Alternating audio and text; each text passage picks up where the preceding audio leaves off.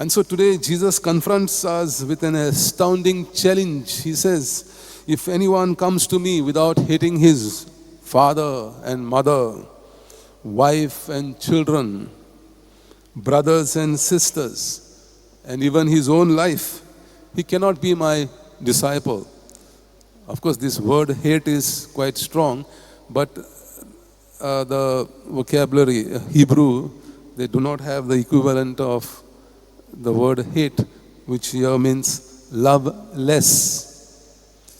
If you love less God more than others, you are not worthy of God.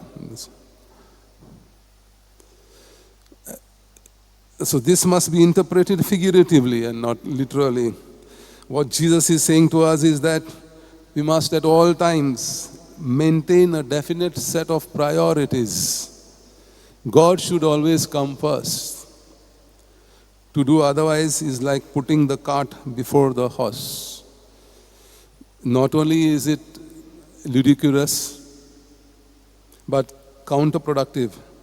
And it is for that reason Jesus said, what does it profit a man if he gains the whole world and loses his soul? Acquiring wealth, money is good. In fact, it is necessary. But obsessively pursuing and compulsively amassing wealth, even by foul means, renders a person likely to eternal damnation, from which not all wealth in the world can redeem him.